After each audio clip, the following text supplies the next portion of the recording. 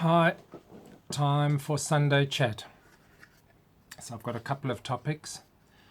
Firstly, one of the viewers asked about choosing kits and how the decal choice and or availability and or anything related to decals fits into that choice of model.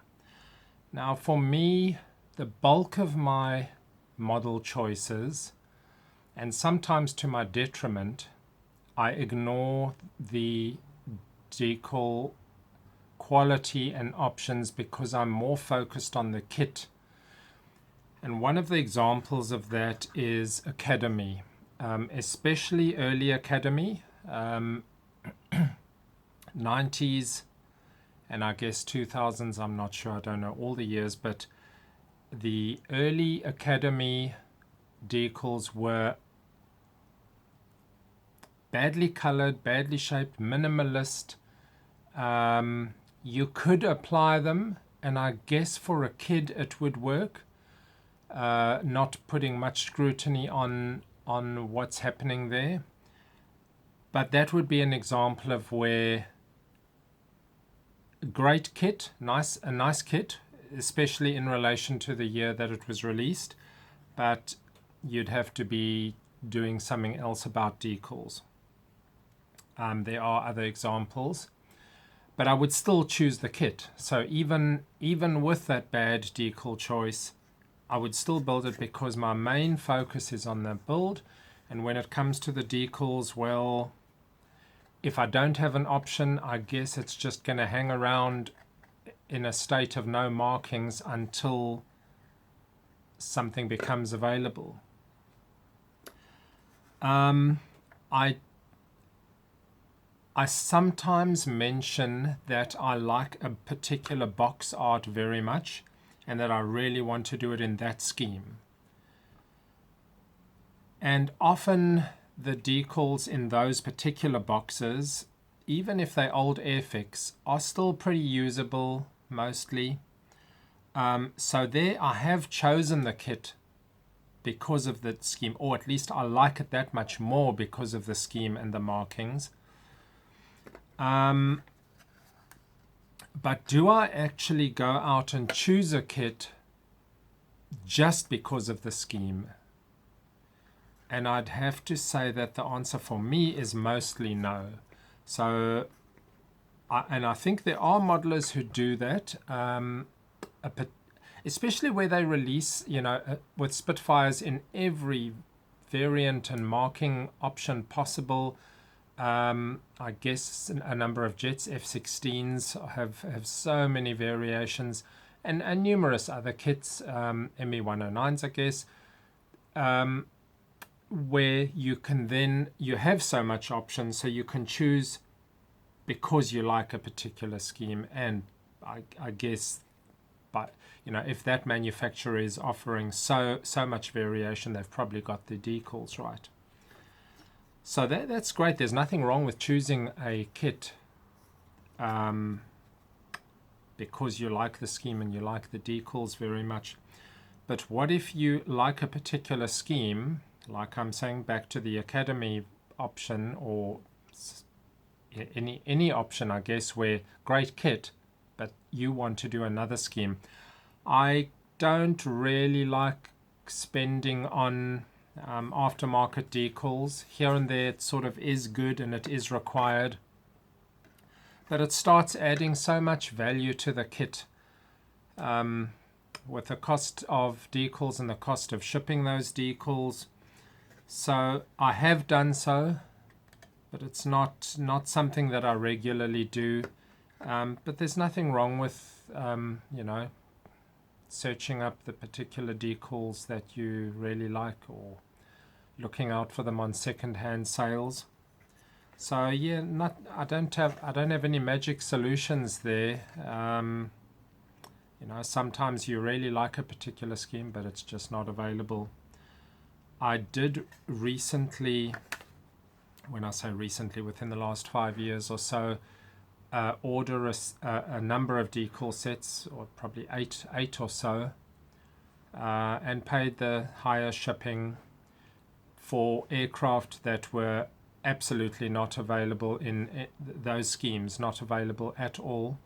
And later the person who was doing them, it was a cottage industry, stopped doing it. So, you know, very lucky to have those, very happy to have those.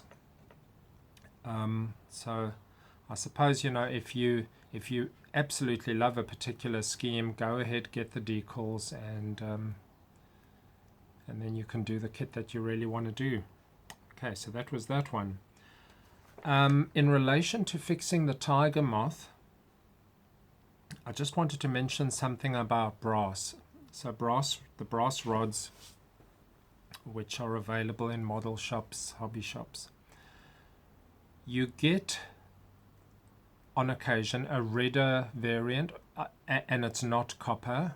You do get copper rod, but you get red brass or pinkish brass, which has a higher copper content.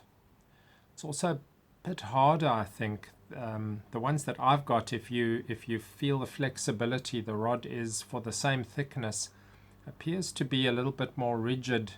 I could be mistaken on that, but that's my impression. Then you get the yellow brass with less copper content, but it seems to me there's other variations in that, because I've got two types where it's pretty rigid. You can bend it, but it's quite good for pinning, and it's good for making frames because it only bends when you place quite a bit of strain on it, on a particular bend, like what I was doing with those, even though that wasn't the strongest brass, yellow brass that I've used. And then I got some brass which I'd ordered, which was a bit of a letdown because it just about bent in my hands just looking at it. I guess a lower quality, or I suppose it has its uses where it really just bends very easily, but you're not going to use that on things where you need a structure to stay pretty rigid. So just be aware of that. You've got the pink brass, red brass, the yellow brass, and with the yellow brass, when it's in the packaging, you're not going to really know if it's the soft or the harder variant till you've bought it. Okay, so that's what I wanted to say on that one.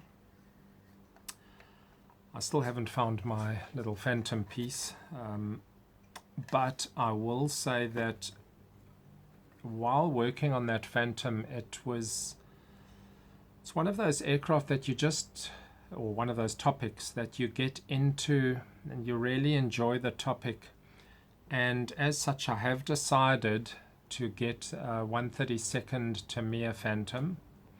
I did some research on it, on the kit, and apparently it's got so many faults, some numerous smaller faults and then a couple of slightly bigger faults, and I was first a bit put off. So the first point I wanted to make about that, yeah, as much as we often talk about the high quality of Tamiya, there's also a lot of faults, and I decided in the end to just go for it anyway. It's not like I'm aiming at a museum quality absolute perfect replica. So I've got a list, I've got a document where previous modelers have listed out all of the particular faults. I will try and correct some of the ones that are named, which are a little bit more glaring, like the exhaust cones are too narrow. They've got lesser diameter than they should have at the point of connecting to the aircraft. The wingtips have too much dihedral. They've got 20 degrees instead of 12.5. That's something that one can fix. The intakes don't fit very well. They're too large. You need to cut out a bit or order parts. Now again, I'm not going to be ordering aftermarket stuff for this.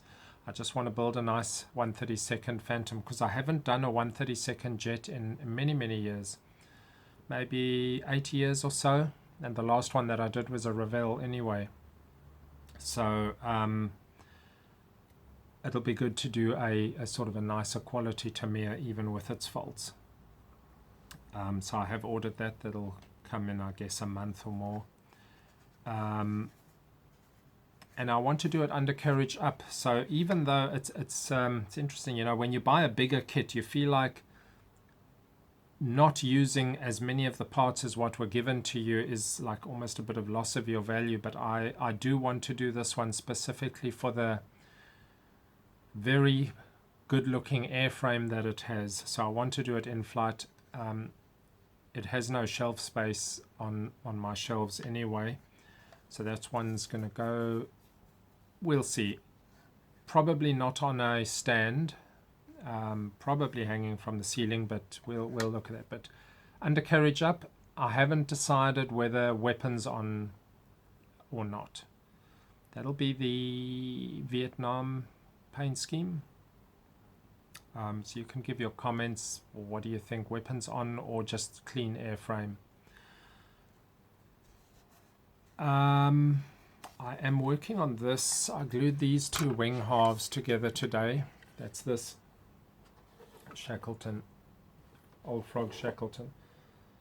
I'll check what the year is. I'm going to do this one in the British colors. The decals provided for the South African version on this one are not great, but I've got enough South African decals, so I've got more of these. I will be building another one in South African colors, but one of them can go into the British colors.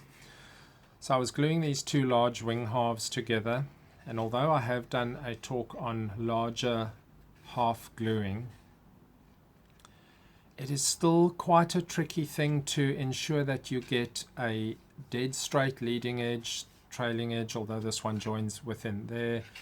This section, just that if you look along your wing and if you look along your wing and that you've got the correct fit, that you don't have a step here on your leading edge. And so on one of them I think I left all 3 pins. I think I removed 1 pin. That's right. So I left 2 pins, regrettably, even though it looked correct. And that's sort of what I want to say about this. You position it, it looks good, and you start gluing it.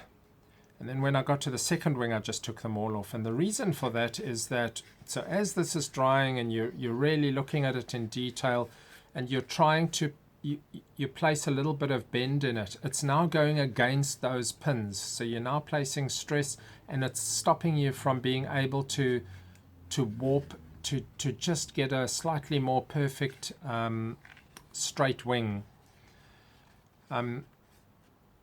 You know, I suppose older kits, you expect, it's not that it's warped. You're not trying to fix a warp. It's just that it's a long piece to mold, and as you're gluing it, it just doesn't create the absolute perfect straight wing.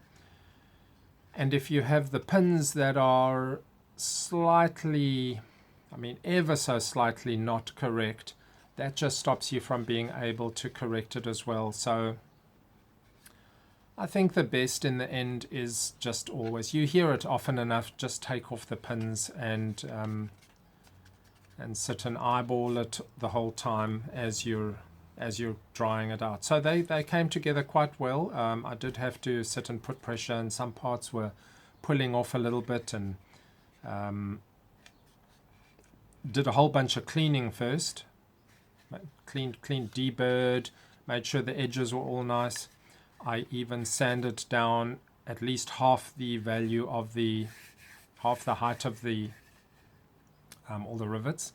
So on these wings, I will still be running you through when I get to the painting process, the priming process, painting, is how to handle that further. So yeah, big wings or fuselages. Just because fuselages, I guess, you more have warp problems, and you need to ensure that you're getting a touch line that's good, contact line. Whereas on wings, they can warp and give you a wavy run far easier. And then another aspect that I wanted to mention is two approaches to weathering. I definitely started on approach number 1, which was your aeroplane or vehicle is built, and now you use watercolors, pastels, dusting, powders, things like that, and then put it in the shelf. It's like perfect. I've still got a couple of those like that. They're in the shelf, and don't touch it, because all of that is unsealed, or it's gonna get removed. Even that Mustang actually that I was showing you, watercolor weathering. So I was just cleaning that a little bit with a wet rag, and I was cleaning off some of my watercolor weathering. So approach number one of weathering, which gives you a good result but isn't durable in the long term if you needed to clean your model, or certainly if you're rebuilding, or in any aspect of it, is that your materials that are on there are not fixed. They're not hard and fast. As opposed to approach number two, where you use either the same and try and fix it, or different materials like stains, ink washes, paint itself, a whole variety of things, and then maybe a sealing layer, that the acrylic floor wax or whatever over your model. The second approach definitely makes for a model that is more handleable. It's not to say you want to handle your models all the time, but the models that are, untouchable, eventually that does come back to bite you, because you're going to lose a bit of your weathering effect over time, as more touching or cleaning or brushing or whatever, wiping down. I mean, inevitably I've had to wipe down models for dust and stuff which you hoped you wouldn't have to do.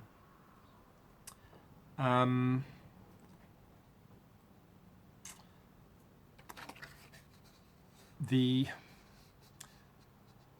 oils for weathering are very, very nice, in the sense that they're not a dusting or a watercolor which will dissolve again, but it does leave you with a little bit of drying time, and the oiliness can affect further things.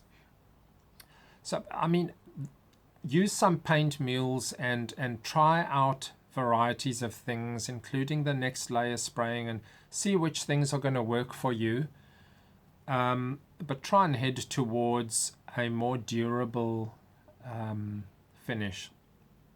And then the last thing that I wanted to say, which is a bit of an interesting one and controversial always, is the pre-shading technique, which came into being at some point, and then the magazines got hold of it, and they were doing previews of all these guys that were doing the nice pre-shading, and it took off like a bomb.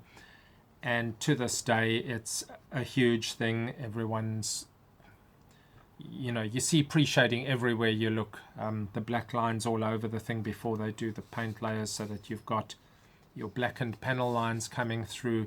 But more than just the panel line, you've got this sort of wider edge of black spray, which sort of, I mean, it has appeal. If it didn't have visual appeal, they wouldn't have done it in the magazines, and it wouldn't have been so popular. It has visual appeal, but it has far less realistic relevance. Here and there you find photos of aircraft or vehicles where you think that somewhat does resemble this pre-shading effect, where in a zone around panels you've got a discoloration, a darkening of that. But not as commonly as one might imagine, and certainly not as commonly as many people model. I'm not shooting it down as a technique. I'm just saying there's a number of techniques which are popular on models, but don't bear a whole lot of resemblance to reality. But in the end, again, the same old statement that everyone keeps saying, well, if you enjoyed it, then do it. And that is what it comes down to. If you enjoy it, if it looks really cool to you afterwards, do it. If you're looking for something that's more realistic and representative of a particular situation, find the photos online, because inevitably somebody's going to wonder, where you got that particular variation of color scheme from, and work to your photos to a less or greater degree of what you're trying to represent there. Okay, that'll be it for Sunday. Back to the workbench. Happy modeling.